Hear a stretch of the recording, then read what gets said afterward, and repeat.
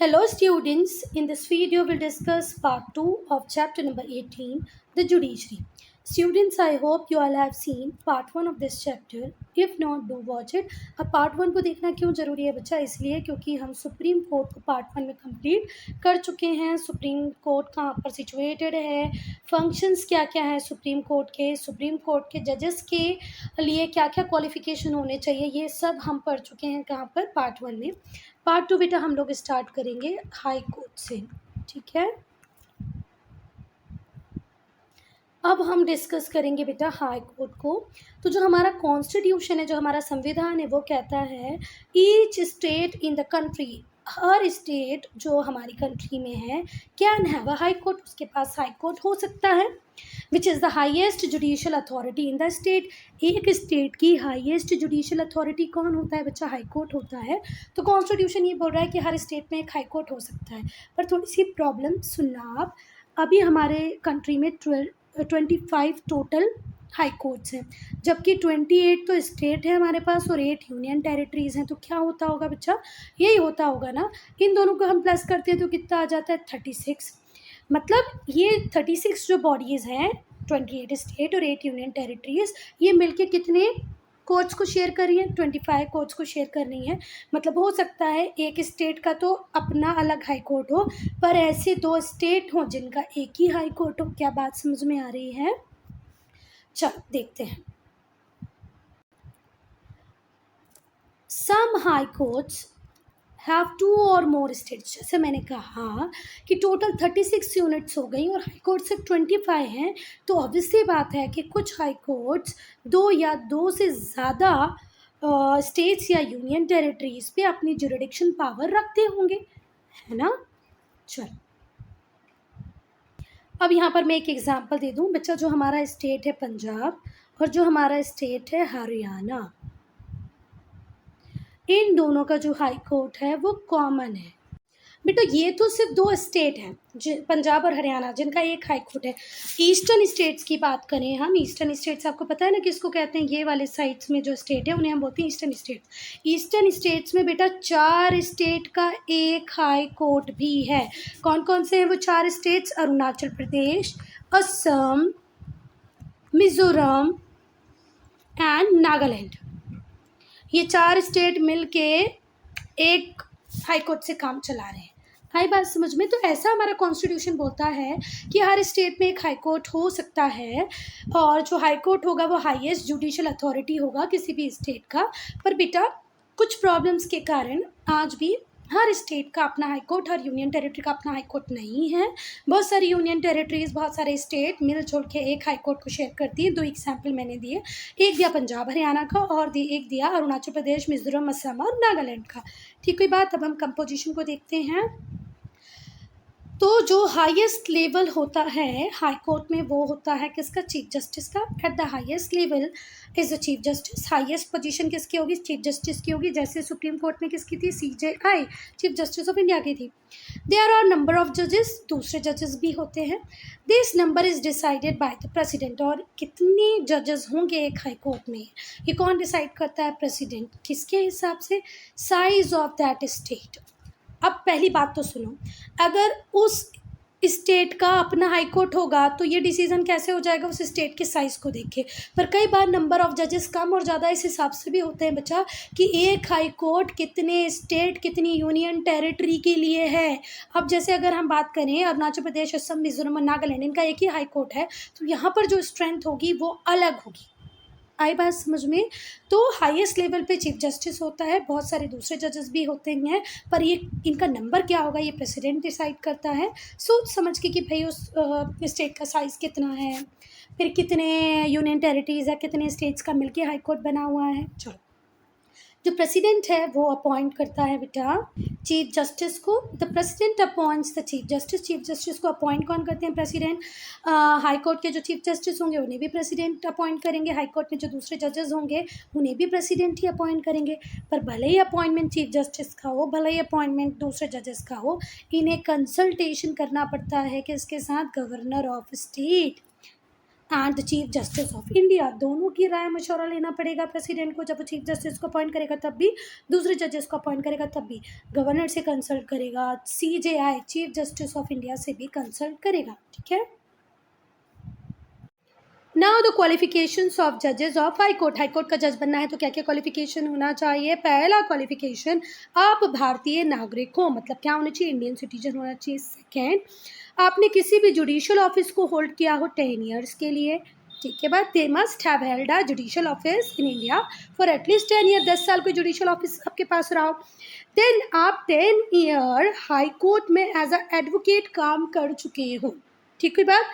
और अगर ये कंडीशन फुलफिल नहीं हो रही तो दूसरा आपको बोला है कि 2 और मोर सच कोर्ट्स में आप सक्सेशन में अगर आपने 10 साल पूरे किए होंगे तो भी वो वैलिड होगा, ठीक है बात। तो पहला, आप भारतीय नागरिक हो। दूसरा, आपने किसी जुडिशियल ऑफिस को होल्ड किया हो 10 ईयर्स के लिए।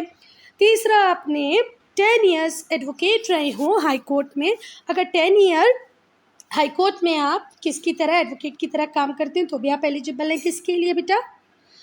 सुप्रीम कोर्ट के जज बनने के लिए। नेक्स्ट, आपने 10 साल पूरे अगर हाई कोर्ट में एडवोकेट नहीं रहे तो एक और इसमें और का क्लॉज है कि आपने 2 और मोर सच कोर्ट्स में, 2 या 2 से ज़्यादा ऐसे कोर्ट्स में सक्सेशन में काम किया हो, जैसे 5 साल या इस हाई कोर्ट में रहे और 5 साल इस हाई कोर्ट में आ गए। चलो, अब बेटा रिटायरमेंट की एज क्या होती है हाई कोर्ट के जजेस के? 62 ईयर, पर ये सुप्रीम कोर्ट के केस में कितनी हो जाती है? 65 ईयर्स, ठीक हुई बात। दे कैन रिज़ाइन अर्लियर, ये पहले भी रिज़ाइन कर सकते हैं और इन्हें इनकी पोजीशन से रिमूव भी किया जा सकता है through the process of impeachment. बेटा इम्पीचमेंट का जो प्रोसेस होता है वो सेम होता है, भले वो सुप्रीम कोर्ट के जजेस के लिए हो या हाई कोर्ट के जजेस के लिए हो। पहली बात तो सुप्रीम कोर्ट और हाई कोर्ट के जजेस को इतना इजीली इनकी पोजीशन से रिमूव नहीं किया जा सकता, पर एक प्रोसेस है जिससे किया जा सकता है और उस प्रोसेस को हम बोलते हैं प्रोसेस ऑफ इम्पीचमेंट, ठीक है। तो हाई कोर्ट का जज या तो पहले रिज़ाइन कर दिया अगर कोई रीज़न बनता है तो, या तो फिर उसका रिटायरमेंट कितनी एज में होगा? 62 ईयर की एज में होगा, ठीक है। पर अगर इनसे कोई गलती हो गई तो प्रेसिडेंट इन्हें इम्पीच कर सकता है, ठीक है। अब हम बात करेंगे powers of the high court. High court के पास क्या क्या पावर है? तो first, high court is the highest court of justice in state. एक स्टेट में जस्टिस के लिए हाईएस्ट अथॉरिटी का हाईएस्ट बॉडी कौन है? हाई कोर्ट, ठीक है। Highest court of justice in state, एक स्टेट में हाईएस्ट कोर्ट है जस्टिस का कौन? High court. हाई कोर्ट के पास पहली पावर तो क्या होती है? ओरिजिनल ज्यूरिडिक्शन की, है ना। मतलब कोई केस यहाँ पर फ्रेशली सुना जाएगा, अभी वो किसी कोर्ट में नहीं गया है, सीधे कहाँ आएगा? हाई कोर्ट में। Cases brought it for the first time, मतलब पहली बार वो सीधे कहाँ आएगा? हाई कोर्ट में आएगा। A high court has power of original jurisdiction, it can here original cases. Original cases से मतलब क्या है? बाकी दूसरा केसेस कोई फेक थोड़ी ना होते हैं। ओरिजिनल केसेस का मतलब यहाँ पर वो केसेस है जो पहली बार यहीं सुने जा रहे हैं। ये जो केसेस होंगे ये डिस्प्यूट्स कंसर्निंग फंडामेंटल राइट्स, वो डिस्प्यूट जो कहीं ना कहीं किसी के फंडामेंटल राइट को वायलेट करते होंगे तो सीधे कहाँ जाएंगे? हाई कोर्ट में जाएंगे।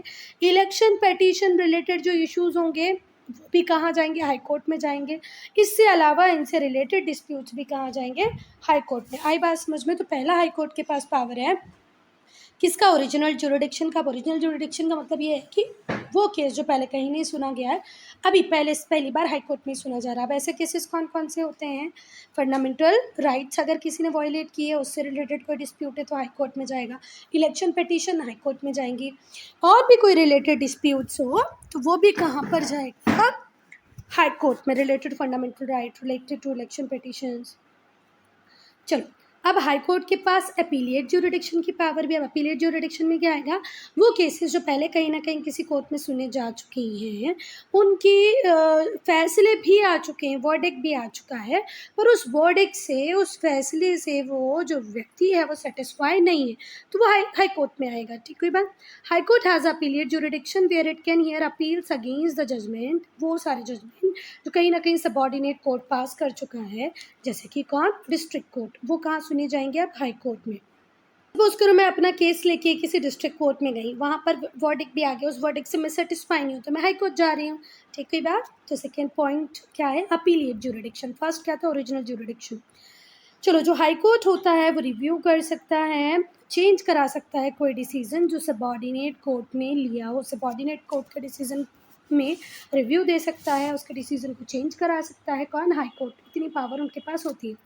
It can also transfer a case from one court to another, और इसके पास इतनी पावर भी है कि ये कोर्ट को ट्रांसफ़र करा सकता है from one court to another.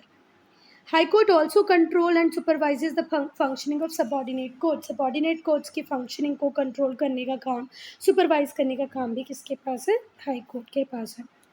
जितने भी डिस्ट्रिक्ट कोर्ट्स होंगे उनमें क्या चल रहा है, क्या नहीं चल रहा है, कोई रॉन्ग डिसीजंस तो नहीं दिए जा रहे, इसके ऊपर भी नज़र होती है हाई कोर्ट की, और वो उन्हें भी कंट्रोल और सुपरवाइज करता है।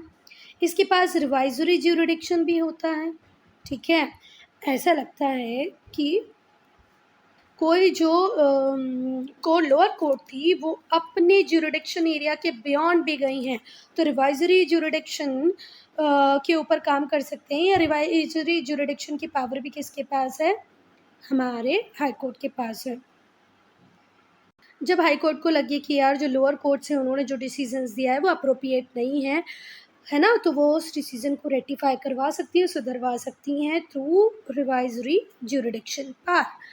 चलो, it maintains records of proceedings and decision. जितने भी प्रोसीडिंग्स हाई कोर्ट में होती है, जितने भी डिसीजंस लिए जाते हैं, उनका रिकॉर्ड भी मेंटेन करता है high court. These records serves as reference, और ये जो रिकॉर्ड्स होते हैं रेफरेंस की तरह काम करते हैं लोअर कोर्ट्स में इन फ्यूचर केसेस। फ्यूचर में अगर कोई केस आए तो उसमें रेफरेंस लिया जा सके, इसलिए ये रिकॉर्ड करके रख देते हैं प्रोसीडिंग्स को, डिसीजंस को।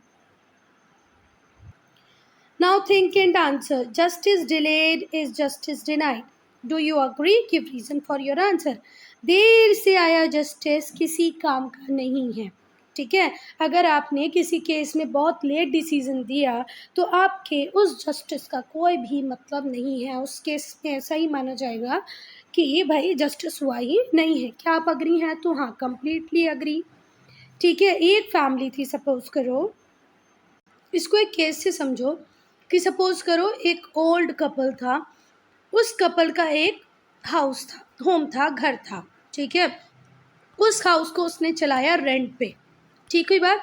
अब जिसने उस हाउस को रेंट से लिया था, मिस्टर एक्स ने, उन्होंने उस हाउस को अपने कंट्रोल में कर लिया, अपना कब्जा उसके ऊपर कर लिया, और वो इस ओल्ड फैमिली को ना ही तो अब वो रेंट दे रहा था, है ना, ना ही तो घर वापस करने के लिए तैयार था। तो ये जो ओल्ड कपल था, जब ये कभी बीमार होते, इन्हें पैसे की रिक्वायरमेंट होती, वो इसके पास जाते, वो नहीं देता, इन्होंने कोर्ट में केस किया, और कोर्ट में केस करने के बाद इनका केस 10 ईयर 12 ईयर चलता रहा, जिसके बाद इनकी हो जाती है डेथ।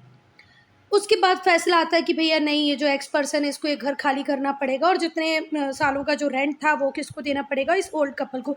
पर क्या अब ये ओल्ड कपल जिंदा है? ये जो अच्छा डिसीजन कोर्ट ने दिया है कि भाई अब घर खाली कर दो, क्या अब ये किसी मरे हुए व्यक्ति के किसी काम का है? बिल्कुल भी नहीं, है ना। तो इसीलिए बिल्कुल सही कहा गया कि अगर जस्टिस डिले होता है तो वो डिनाई के समान ही है। अब हम देखेंगे रिट्स, अब हम पढ़ेंगे रिट्स। तो बच्चा, सुप्रीम कोर्ट और हाई कोर्ट दोनों ही रिट्स लिख सकते हैं। इन दोनों को ही एम्पावर किया है किसने? कॉन्स्टिट्यूशन को, कि अगर आपको कभी लगता है कि फंडामेंटल राइट्स को एनफोर्स कराना है, कोई इनके रिगार्ड में कुछ गलत कर रहा है, तो आप क्या इशू कर दो? रिट इशू कर दो। ठीक हुई बात। तो सुप्रीम कोर्ट के पास भी रिट इशू करने की पावर है और हाई कोर्ट के पास भी, और उन दोनों को ही पावर किसने दी है? कॉन्स्टिट्यूशन ने। Indian constitution has given power to supreme court and high court to write writs for the enforcement of fundamental right. किसको एनफोर्स कराने के लिए? फंडामेंटल राइट्स को एनफोर्स कराने के लिए। रिट एक रिटर्न कमांड होता है, एक लीगल डॉक्यूमेंट होता है। अगर मैम पूछेगी 1 मार्क में what do you mean by writ, तो what will you write? Writ is a form of return command और लीगल डॉक्यूमेंट। ठीक है बात। Writ is a form of written command, legal document giving order और direction to a person. किसी person को, किसी institution को ऑर्डर दिया जा रहा है, वो भी रिटर्न में। लीगल डॉक्यूमेंट है ये, रिटन कमांड है। टू एक्ट और not act in particular way, इस तरीके से काम करो या इस तरीके से काम ना करो, कुछ भी हो सकता है। कोई व्यक्ति ऐसा हो सकता है जो कुछ गलत काम कर रहा हो तो उसे मना करेंगे कि ऐसा नहीं करो। कोई व्यक्ति ऐसा होगा कि जो उस चीज़ को फॉलो नहीं कर रहा होगा तो उसे कहा जाएगा तुम उसको फॉलो करो। तो रिट लिखने की पावर सुप्रीम कोर्ट के पास भी है और हाई कोर्ट के पास भी है। वो इन दोनों को पावर किसने दी है? कॉन्स्टिट्यूशन ने दी है। रिट क्या है? एक रिटर्न कमांड है, रिटर्न ऑर्डर है, जिसको फॉलो उस पर्टिकुलर पर्सन को करना ही पड़ेगा। और ये ऑर्डर किस रिगार्ड में होता है? To act not to act in a particular way. कुछ जो रिट्स लिखी गई हैं आज तक, उसमें बहुत इंपॉर्टेंट रिट हैं habeas corpus, mandamus, prohibition, habeas corpus, mandamus, prohibition, उसके बाद सर्शियोराई, क्वा वारंटो एटसेट्रा। अब ये वर्ड थोड़े अजीब से लग रहे हैं ना कि हेबियस कॉर्पस, मैंडेमस, प्रोहिबिशन तो फिर भी ठीक लग रहा है। सर्टियोराई, क्वा वारंटो, तो बच्चा ये लैटिन वर्ड है। कौन से वर्ड है? लैटिन वर्ड है, ठीक है। और लैटिन आज डेड लैंग्वेज है, ठीक है। ये जो वर्ड पहले लिखे जा चुके हैं उसे ही हम यूज़ करें, नहीं तो लैटिन के बहुत स्पीकर अब बचे हैं, नहीं तो आज करंट डे में इनका यूज़ हो रहा है, ठीक है। पर जैसे हम साइंस की बात करें तो साइंस की टर्मिनोलॉजी बहुत कुछ लैटिन वर्ड से बनी है। सिविक्स में लैटिन वर्ड का यूज़ है, ठीक है। चलो, तो अब इन वर्ड्स का मतलब क्या होता है हम वन बाय वन देखेंगे। तो हेबियस कॉर्पस क्या है? हेबियस कॉर्पस ये बोलता है, हेबियस कॉर्पस जो सुप्रीम कोर्ट है या हाई कोर्ट है वो रिट इशू कर सकता है to somebody who has detained another person illegally, जिसने किसी पर्सन को पकड़ रखा हो, डिटेन कर रखा हो इलीगली, वो उसे कमांड दे सकती है, सुप्रीम कोर्ट या हाई कोर्ट उसे कमांड दे सकती है कि भाई उस व्यक्ति को कोर्ट में लेके आओ। और स्पेशली ये कमांड किसके लिए होती है? पुलिस के लिए होती है कि आप उस व्यक्ति को पुलिस स्टेशन में रख कर टॉर्चर ही ना करते रहो। आपने अगर उसे डिटेन कर लिया है तो आपको उसे कोर्ट में लेके आना है और हमें बताना है कि भाई आपने उसे क्यों डिटेन किया हुआ है, क्यों अरेस्ट किया हुआ है। आई बात समझ में? तो जो सुप्रीम कोर्ट होते हैं और जो हाई कोर्ट होते हैं वो रिट इशू कर सकते हैं किसी भी पुलिस स्टेशन को, किसी भी पुलिस को, कि भाई अगर आपने किसी व्यक्ति को डिटेन किया है लीगली या किसी को भी डिटेन किया है, पकड़ा है, तो उसको हमारे कोर्ट में लेके आओ और हमें रीज़न बताओ क्यों पकड़ा। मैंडेमस जब सुप्रीम कोर्ट और हाई कोर्ट इशू करते हैं तो ये किसके लिए होता है? ये कंपेल करने के लिए होता है। किसको कंपेल करने के लिए? या तो किसी लोअर कोर्ट को या किसी ऑफिशियल को या किसी इंडिविजुअल को कि भाई तुम्हारी ड्यूटीज़ हैं या जो सर्टेन एक्ट हैं उन्हें तुम्हें प्रॉपरली करना है। ये जो रिट है इशू की जाती है to compel a lower court और ऑफिशियल और individual to perform their duties and certain act. ये काम तुम्हें करना है, ये ड्यूटीज़ तुम्हारी है, तुम्हें निभाना ही है। कई बार ऐसा होता है लोअर कोर्ट अपने पाथ से डेविएट हो जा रही है, ऑफिशियल जो काम करना है वो नहीं कर रहे हैं, तो मैंडेमस रिट इशू कर सकता है कोर्ट। प्रोहिबिशन, ये जो रिट होती है प्रिवेंट करती है लोअर कोर्ट को from extending its jurisdiction and keeping it within the limit of their own jurisdiction. देखो सबका ज्यूरिडिक्शन एरिया अलग अलग है, तो अगर कोई लोअर कोर्ट अपने ज्यूरिडिक्शन एरिया को बढ़ाने की कोशिश करेगी या अपनी पावर का मिसयूज करेगी तो क्या इशू करेंगे? High court supreme court prohibition issue कर देंगे कि भाई लोअर कोर्ट आप अपनी लिमिट में रहो, जो काम तुम्हें दिया गया है वही करो। सर शूरोरिया, वैसे एक्चुअल प्रोनाउंसिएशन इसका है, हम राइट स्पेलिंग के लिए ऐसे भी पढ़ लें सर टायरोरी तो भी ठीक है, पर बाकी जब इसका गूगल पे प्रोनाउंसिएशन देखोगे तो क्या आएगा? शायोरारी। चलो, ये जो रिट है इसे इशू किया जा सकता है लोअर कोर्ट को कंपेल करने के लिए कि भैया तुम हैंड ओवर करो the record of particular case to high court, ठीक है। कई बार हाई कोर्ट कुछ केसेस को डिमांड कर लेते हैं किसको? लोअर कोर्ट को, कि तुम्हारा जो भी रिकॉर्ड है इस पर्टिकुलर केस से रिलेटेड हो पूरा हमें दे दो, तो देना पड़ेगा। क्वा वारंटो, ये उस व्यक्ति के लिए इशू हो सकता है क्वा वारंटो जिसने रॉन्गफुली किसी ऑफिस को ऑक्यूपाई करके रखा है और वहां से हट नहीं रहा है। अब हम देखेंगे सबऑर्डिनेट कोर्ट्स को। बिलो हाई कोर्ट के नीचे बहुत सारे लोअर कोर्ट्स होते हैं जिन्हें हम क्या कहते हैं बेटा? सबऑर्डिनेट कोर्ट कहते हैं, ठीक कोई बात? चलो, ये जो कोर्ट होते हैं ये हाई कोर्ट के कंट्रोल में रहते हैं। 3 टाइप के कोर्ट्स होते हैं subordinate court, civil court, criminal court और रेवेन्यू कोर्ट। अब हम पंचायत कोर्ट की बात करेंगे।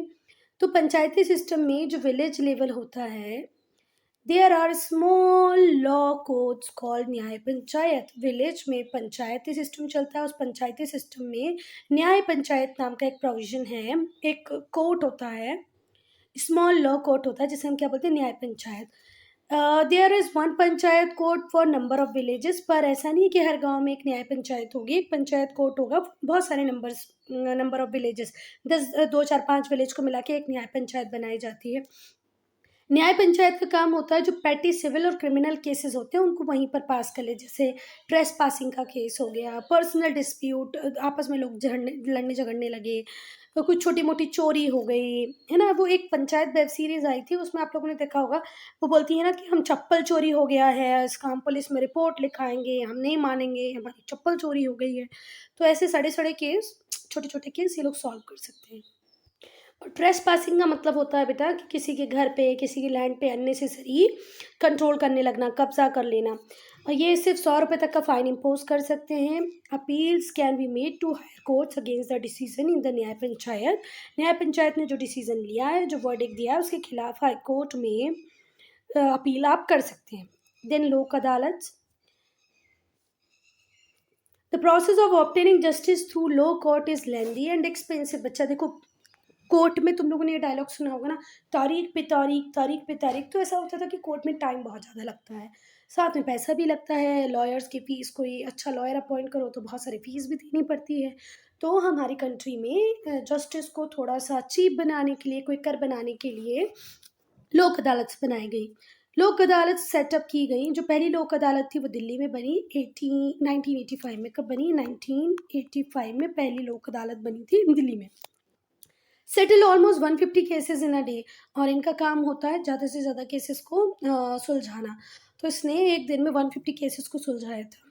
चलो, लोक अदालत यूजली रिटायर्ड जज प्रिसाइड करते हैं। मतलब लोक अदालत के लिए नए जजेस को नहीं बुलाया जाता, जो रिटायर्ड जजेस हैं, जो अच्छी कंडीशन मतलब अच्छी हेल्थ में हैं, है ना, वो अगर ज्वाइन करना चाहें तो लोक अदालत ज्वाइन कर सकते हैं। जो डिस्प्यूटिंग पार्टीज होती है वो आर्ग्यू कर सकती है केसेस को डायरेक्टली विदाउट एडवोकेट। मीन्स लोक अदालत में एडवोकेट की रिक्वायरमेंट भी नहीं होती। डिस्कशन, परसुएशन, कॉम्प्रोमाइजेज, आपस में बैठ के बातचीत करते हैं, एक दूसरे को समझाने, परसुएट करने की कोशिश करते हैं, कुछ कुछ बातों पे कॉम्प्रोमाइज़ भी करते हैं, और इस तरीके से लोगों को एनकरेज किया जाता है कि अपने डिस्प्यूट्स को बिना वकील को, बिना पास पैसा बहाए भी आप लड़ सकते हो, इट मीन्स सॉल्व कर सकते हो। जो लोक अदालत होती हैं वो बहुत पॉपुलर हुई क्योंकि ये अफोर्डेबल और स्पीडी जस्टिस प्रोवाइड करती हैं। इंडिया में एक तो लोगों के पास टाइम की प्रॉब्लम है, पैसे की भी प्रॉब्लम है, तो जब लोक अदालत बनी तो लोगों को ये एक ल्यूक्रेटिव ऑप्शन लगा for resolving their matters. Then legal aid, हमारा भारतीय संविधान कहता है कि we all are equal before law. कानून के सामने हम सब एक हैं, भले ही रिच हो, पुअर हो, ब्लैक हो, वाइट हो, प्रेसिडेंट हो, मेड हो, सब इक्वल है।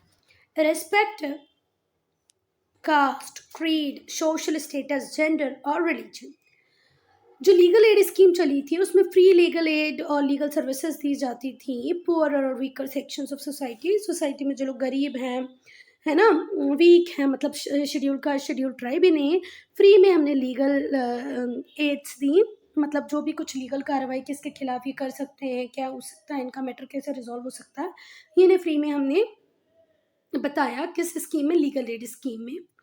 कुछ कैटेगरीज थी जहाँ पर फ्री लीगल सर्विसेज दी गई। वो पहली थी, जो भी लोग शेड्यूल कास्ट और शेड्यूल ट्राइब को बिलोंग करते हैं या दूसरी बैकवर्ड क्लासेस को बिलोंग करते हैं, अगर उनको कोई प्रॉब्लम है तो कोई लीगल एड चाहिए तो ये फ्री ऑफ कॉस्ट अवेलेबल करवाते हैं। कुछ व्यक्ति होते हैं जो स्पेशल नीड्स वाले होते हैं, जैसे कि अगर कोई, क्या बोलते हैं उसको भाई, या तो वो अपंग होगा, अपंग का इंग्लिश क्या है वो मुझे नहीं आ रहा है, मतलब डिसेबल्ड, वो डिसेबल्ड हो, उसका मेंटली वो साउंड नहीं हो, तो ऐसे लोगों को हम बोलते हैं पीपल विथ स्पेशल नीड। तो इनके लिए भी लीगल एडवाइजेस फ्री में प्रोवाइड की जाती है। औरतों और बच्चों के लिए, फिर जो ह्यूमन ट्रैफिकिंग के जो विक्टिम्स होते हैं उनके लिए, मतलब किसी लड़की को अगर वेस्ट बंगाल से लाके किसी दिल्ली मुंबई में बेच दिया हो, अब वो कहाँ जाए, पैसा उसके पास है नहीं, कहाँ कोर्ट जाए, जज के पास से मिले। इससे बेटर है कि उसको फ्री लीगल जितना भी मटेरियल चाहिए होता है, जो भी उसकी हेल्प करनी होती है लीगली, वो कौन कर देता है, लीगल एड स्कीम के थ्रू मिल जाती है, और फिर वो अपने आप को रिप्रेजेंट कर सकती है, अपने केस को बना सकती है। देन बेगर्स, भिखारियों के लिए भी काम करता है, भिखारियों को भी सजेशन देता है।